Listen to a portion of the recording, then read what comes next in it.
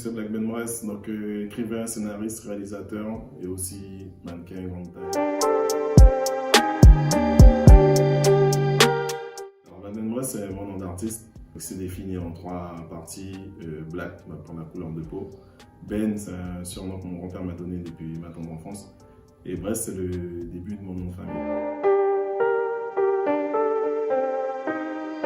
Alors j'ai commencé avant tout par l'écriture. Donc bon, ça fait des années que j'écris. Et j'ai rendu public certains de mes écrits en 2018, de mémoire. En commençant par le récit l'écriture des recueils de citations. Alors en ce qui concerne l'article d'une seconde nature, le premier volet, il a été reçu un petit peu de manière négative. Il a souvent été critiqué pour les effets négatifs que les écrits dégageaient. Bon, en fait, c'est réel, hein. Les écrits sont vraiment, décrivent vraiment le comportement humain, mais vraiment du côté négatif. Donc, le reproche qui a été souvent fait, c'est que ce soit de cette partie qui soit relevée, et non la partie positive ou les bons moments de la vie. C'est une fiction basée sur quelques faits réels. Donc c'est basé sur le témoignage de figures du milieu narcotique. Et donc c'est de leur témoignage, de ces personnes-là, que j'ai pu rédiger ma fiction. Il faut savoir que j'ai toujours été fan du grand banditisme, donc c'est lié directement au grand banditisme et j'ai toujours voulu écrire quelque chose qui est en rapport avec. Donc c'est de là est partie l'idée de développer cette thématique. C'est par rapport à l'actualité française et aussi surtout j'ai un passage de ma vie où j'ai pas appartenu aux forces de l'ordre. Et bon, ben, j'ai pas fréquenté ces gens-là du grand banditisme, mais je me suis toujours intéressé au côté ingénieux, faisaient preuve pour réaliser leurs méfaits. Bon, l'élément déclencheur, c'est que un jour, j'ai été contacté par le réalisateur Lostika, alias Lozo.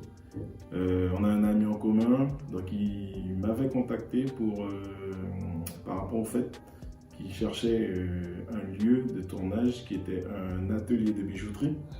À l'époque, donc mon père en possédait un, et bon, bien sûr, il a refusé pour tourner c'était un clip, hein, vidéo, donc c'était pour l'artiste pompiste. Et il a refusé, je l'ai mis en contact avec un autre bijoutier. Au final, je me suis retrouvé à jouer le rôle du bijoutier dans cette vidéo. Donc c'est de là que tout a débuté. Ben en fait, c'est pas vraiment, je tire pas vraiment de leçon de ça, puisque à la base, je n'étais pas censé participer au projet. Et puis je comprends parfaitement que mon père ait refusé le tournage chez lui, parce que bon, par rapport au risque que ça peut comporter, voilà. Donc je parle bien de la délinquance, hein, qui peut décliner de tout ça. Donc je comprends qu'il n'ait pas voulu que ça soit tourné chez lui. Donc non, c'est pas vraiment, je n'ai pas vraiment tiré de leçon de ça, il n'y a pas eu vraiment de souci. Dans le milieu artistique, il y a pas mal d'acteurs que j'aime, quoi.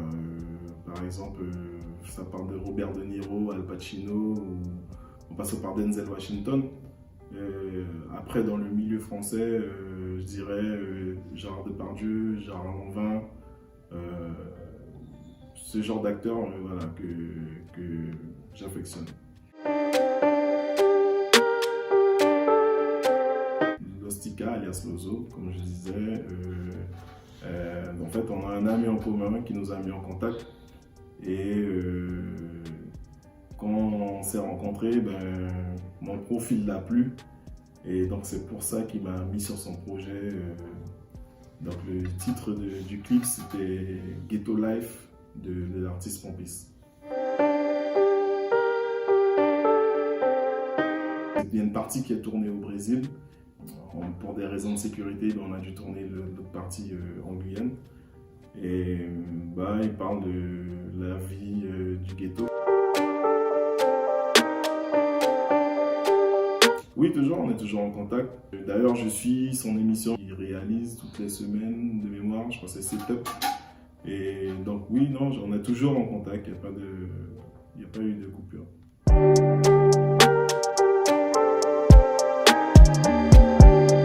Sur la série Guyane, donc j'ai essentiellement fait de la figuration.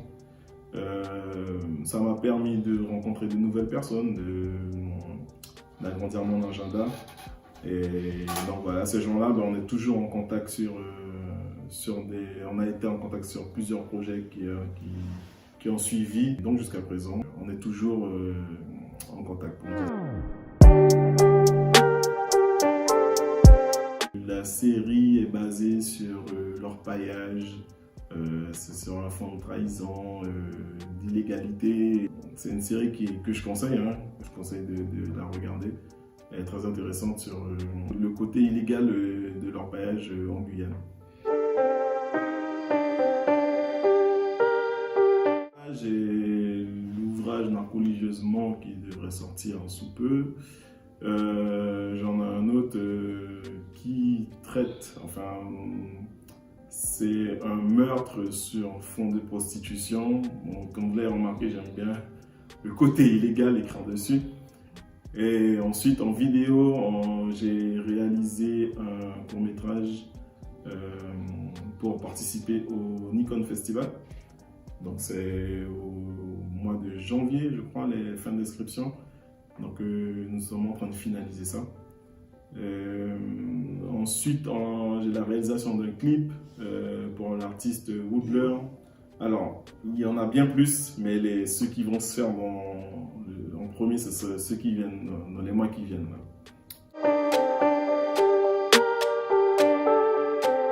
Pour moi, les mouvements sont légitimes. La forme n'y est pas forcément, mais il faut savoir qu'aux Antilles-Guyane, on est un petit peu laissé à l'abandon. J'ai même envie de dire qu'on n'a jamais été pris en compte. C'est fort ce que je dis, mais bon, c'est la vérité. Et donc, pour moi, les mouvements sont légitimes. Après, comme je dis, c'est une question de forme. Enfin, oui, il faudrait qu'ils aient un peu plus d'autonomie. Je ne pense pas que l'indépendance soit une bonne chose, mais il faudrait juste que les vies des dom-toms, des gens habitant dans les dom-toms, seraient mis au même niveau que celles des gens de l'Hexagone. Et je pense que là, on vivrait nettement mieux. Donc ça passe par les prix exorbitants, que ce soit les billets d'avion, les produits de nécessité de tous les jours, qui sont, je ne sais pas combien, en pourcentage plus élevé qu'en métropole. Et je pense que si ces choses-là étaient déjà mises à niveau, je pense qu'on vivrait largement mieux et les choses iraient mieux. Bien sûr que non. Sinon, on ne serait pas obligé de partir pour poursuivre notre cursus scolaire. Il faut savoir qu'au bout d'un moment, quel que soit le domaine, donc, si le cursus est court et qu'il est disponible dans les Antilles-Guyane, on le fait dans l'ensemble. Mais si vous êtes dans des filières spécialisées comme la médecine, vous pourrez faire, je crois, les 3 premières années et après vous êtes obligé de partir vers l'Hexagone. Il faut savoir qu'il y a un certain coût.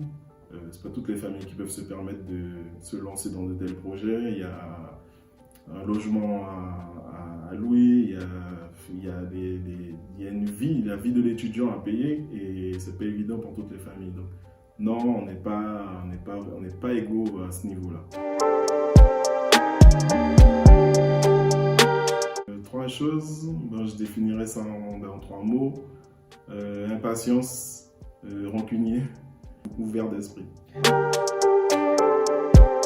Impatience parce que quand je réalise un projet, il il faut que ça se fasse d'une traite et non, il ne faut pas que ça traîne. Rancunier, ben, moi j'ai du mal à accepter les choses, surtout quand je n'ai rien fait à la personne et qu'on se permet de faire du mal comme ça gratuitement. Là, je garde rancune pendant un très très long moment. Mon ouverture d'esprit, ben, ça part d'ouverture vers le monde.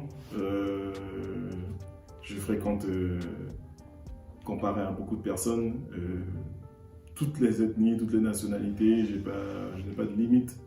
Je peux discuter avec n'importe qui. Voilà. Et c'est l'une des principales qualités que j'ai.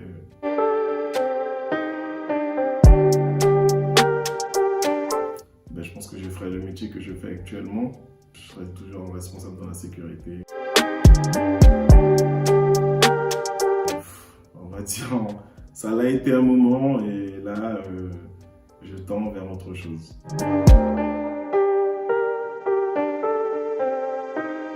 Alors, mon conseil, ce serait de vraiment de ne pas hésiter d'aller au bout des choses. C'est vrai que parfois vous avez beaucoup de doutes sur l'accomplissement des choses, mais mon conseil ce serait de ne pas hésiter et d'y aller.